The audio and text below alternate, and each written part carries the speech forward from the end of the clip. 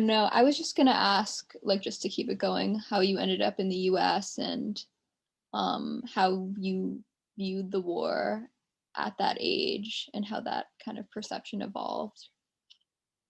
First, I can just tell you as a child, like I never thought about the war, right? Because I think I had a different relationship to it. I mean, like I have a picture of my father right now in my home, but I never had a connection with him, right? Whereas my older siblings know more about him, and they've actually witnessed like the dead bodies when they were evacuating, right? And so, whereas I was just a baby, so for me, like the notion of ignorance is bliss, right? Really helped to save me. I've never really thought about the war until, asked to talk about my refugee experience.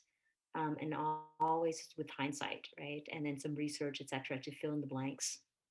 Um, so like after the 13 months in Galang, this is so ironic. We actually um, took a ferry from Galang, Indonesia and then we ended up arriving in Singapore again, but now like accepted. Yeah. And then we flew to Tokyo. Like this is very funny. Like, yeah, we flew to Tokyo and then to LAX and then to Minnesota.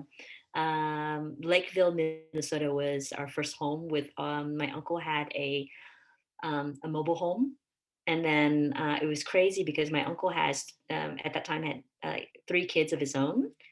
And then with us three kids and the baby, so my younger brother was born in 1983. That's my half brother. So there were four of us now. So imagine like seven kids and then four adults living in this tiny mobile home in Lakeville, Minnesota, that was like often plagued by tornadoes. And but luckily I arrived in mid July of 1983, and so I was 8 at the time, and entering like third grade, and again, ignorance is bliss. I didn't really recognize all the racism, right? I mean, like I remember us like hearing things about like, the slanted eyes, right? How you can tell the different types of Asians by just the slant of the eyes, and then like how you name Chinese kids, yada yada, because it's Minnesota, it's pretty white. So, but I was just very clueless, and so there was just no awareness of that happening.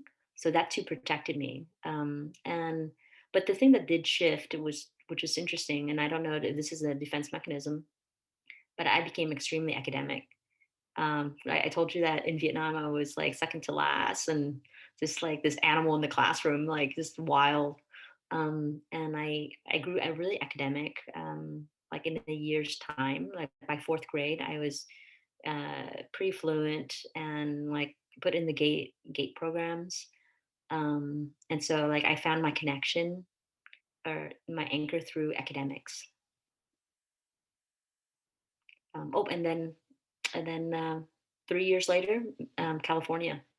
My family, yeah, all moved here, and we've been here since.